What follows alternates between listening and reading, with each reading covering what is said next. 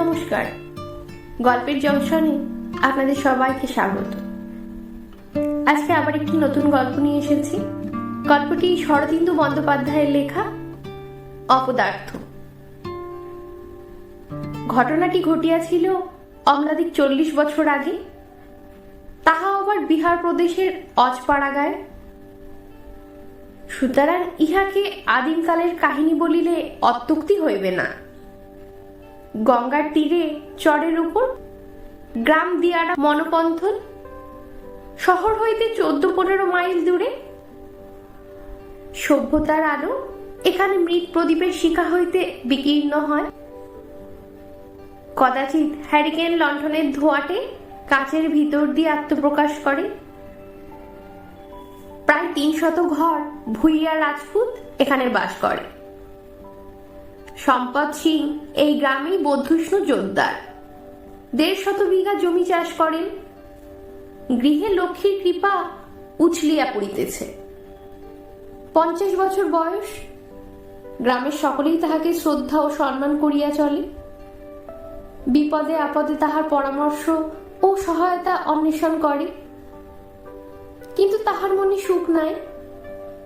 একমাত্র পুত্র ভূপত সিং মানুষ হইল না। ছেলেবেলা হইতে ভূপতের স্বভাব কেমন একরকম, কিছুতেই যেন আটো নাই। তাহার স্বাস্থ্য ভালো, কিন্তু খেলাধুলায় তাহার মন নাই।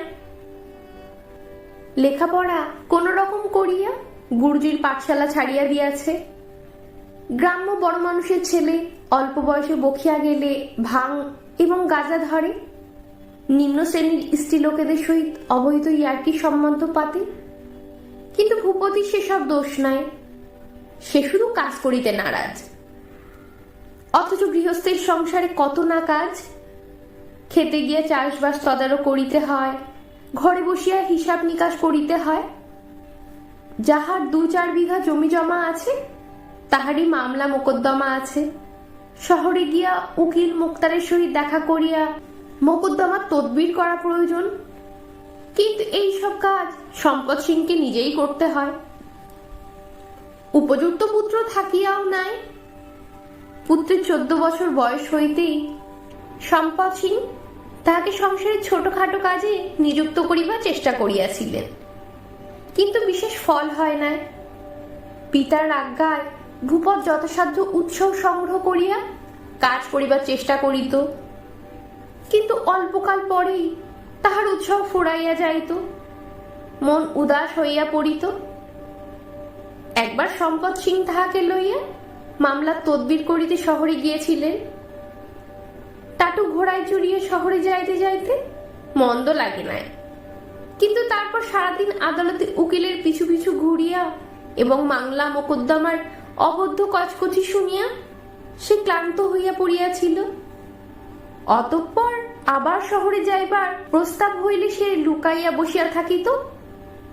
সম্পদ সিং হতাশ হইয়া হাল ছাড়িয়া দিয়েছিলেন। পুত্রের 17 বছর বয়সে সম্পদ সিং তাহার বিবাহ দিলেন। বধূটির নাম লক্ষ্মী। যেমন সুন্দরী তেমনি মিষ্টি স্বভাব। বয়স 14 বছর, শিয়ানা হইয়াছে। সম্পদ সিং ভাবিলেন নিজের সংসার হইলে ভূপতের সংসারে মন বসবে। কিন্তু হায় রাম, ভূপতের কর্মজীবনে তিলমাত্র পরিবর্তন দেখা গেল না। বরং আগে যদি বা নিষ্কর্মের পীড়নে উত্তপ্ত হইয়া সে খেতে খামারের দিকে পা বাড়াইত, এখন নিরবিচ্ছিন্ন ঘরের কোণে আড্ডা কাড়িল। লক্ষ্মী মেয়েটি বড় বুদ্ধিমতী। সে 2-4 মাসের মধ্যেই শ্বশুরবাড়ির হালচাল বুঝিয়া লইল। শ্বশুরের দুঃখ অনুভব করিল, স্বামীও যে সুখী নয় তাহাও অনুভব করিল। কিন্তু কেন যে স্বামীর মন কর্মবিমুখ তাহা বুঝিতে পারিল না।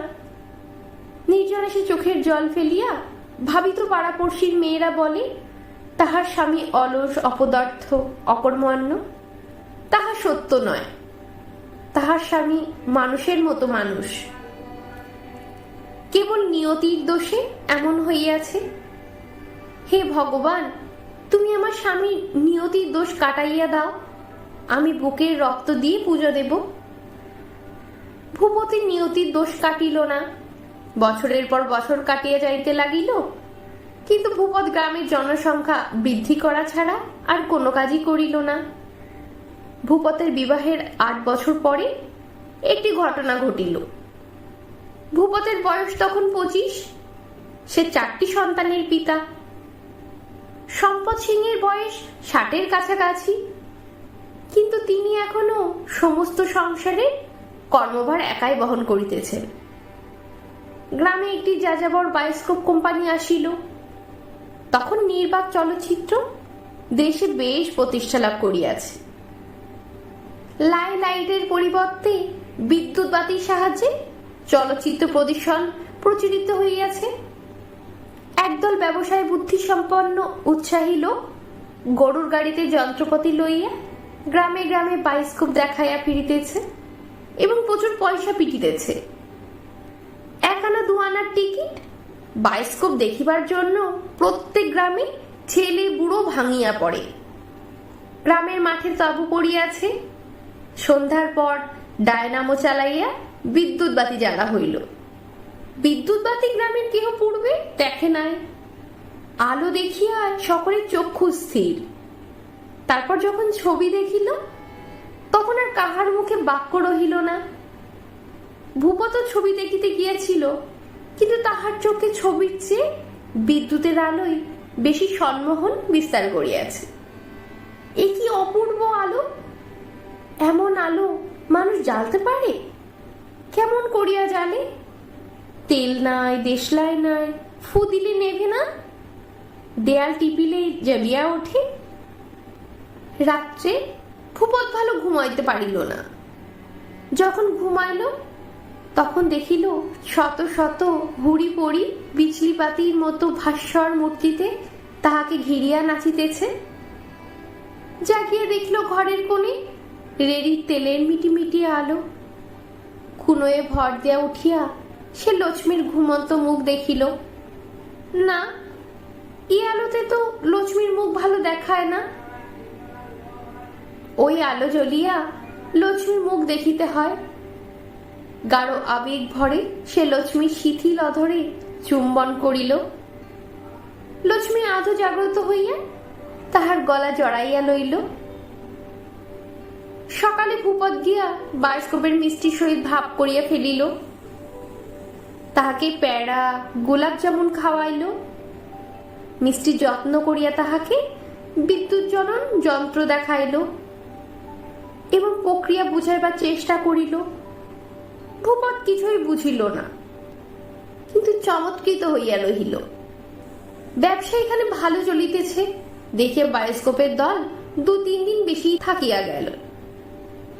তারপর একদিন সকালবেলা মালপত্র যন্ত্রপাতি গরুর গাড়িতে বোঝাই করিয়া প্রস্থান করিল।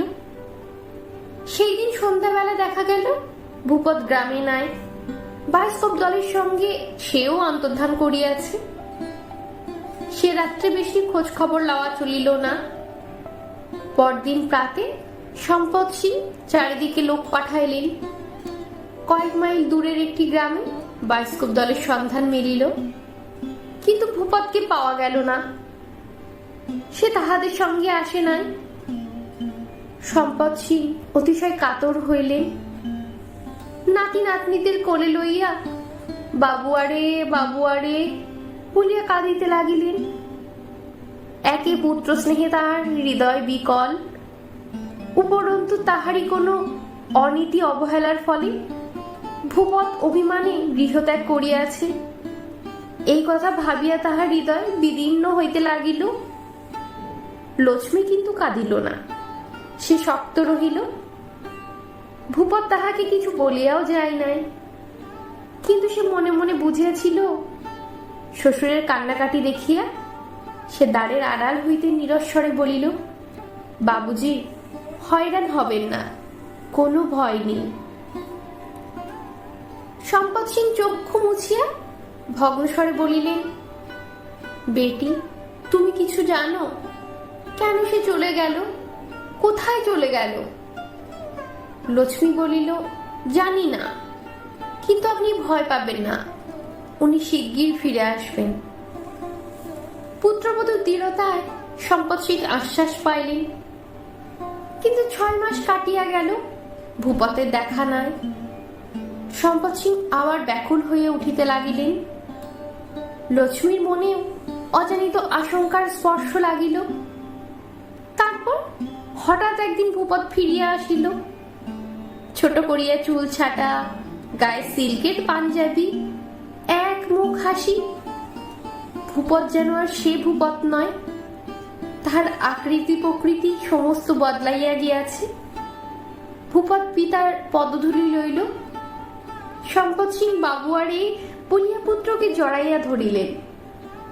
অতঃপর তিনি একটু শান্ত হইলে ভূপত গত 6 মাসের কাহিনী বলিল। বাইস্কোপ দলের মিস্ত্রির নিকট ঠিকানা জানিয়া লইয়া সে কলিকাতায় গিয়াছিল। কলিকাতায় একটি ইলেকট্রিক কোম্পানির কারখানায় চাকরি লইয়া বিদ্যুৎ বিদ্যা শিখিয়াছে। কোম্পানির বড় সাহেব বিদ্যুৎ সম্বন্ধে তাহার সহজাত বুদ্ধি দেখিয়া তাহাকে চাকরি দিয়াছে। শীঘ্রই পাটনায় বিদ্যুৎ বাতি আসিবে। ভূপত কোম্পানির পক্ষ হইতে পাটনায় বৈদ্যুতিক যন্ত্রপাতি ও মেরামতি দোকান খুলিবে। 50 টাকা মাহিনা ও কমিশন। সম্পদ সিং বলিলেন, বেটা, তুমি পরে নৌকরি করবে কেন? তোমার কি পয়সার অভাব? ভূপত বলিল, পয়সার জন্য নয় পিতাজি, আমি বিজলির কাজ করব। বিজলির কাজ করতে আমি ভালোবাসি। পাটনায় বাসা ঠিক করে আমি আপনার আশীর্বাদ নিতে এসেছি। পুত্রদেরও নিয়ে যাব। সম্পদ সিং তৃপ্তির নিঃশ্বাস ফেলিয়া বলিলেন, তোমার যে কাজ ভালো লাগে তাই করো বেটা। আমিও তোমার সঙ্গে পাটনায় যাব, তোমার ঘর বসত করে দিয়ে আসব। পরদিন ভূপত পিতা ও স্ত্রীপুত্র লইয়া পাটনা চলিয়া গেল। ভূপতের অপদার্থ নাম ঘুচিয়াছে, সে তাহার স্বধর্ম খুঁজিয়া পাইয়াছে। ভাবিতেছি, ভূপত যদি 100 বর্ষ পূর্বে, এমনকি 50 বছর পূর্বেও জন্মগ্রহণ করিত, তাহা হইলে কি হইত? তখন বিদ্যুৎ যন্ত্র আবিষ্কৃতও হয় নাই। ভূপত সম্ভবত নিষ্কর্ম অপদার্থ বদনাম লইয়ায় জীবন কাটাইয়া দিত। বর্তমানেও এমনই কত অপদার্থ মানুষ অজ্ঞাত ভবিষ্যতের পানে চাহিয়া নিষ্ক্রিয় নিরর্থক জীবন কাটাইয়া দিতেছে। কে তাহার হিসাব রাখে?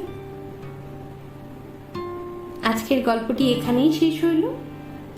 আজকের গল্পটি যদি আপনাদের ভালো লেগে থাকে তাহলে প্লিজ আমার চ্যানেলটিকে লাইক, শেয়ার এবং সাবস্ক্রাইব করে দেবেন। ধন্যবাদ।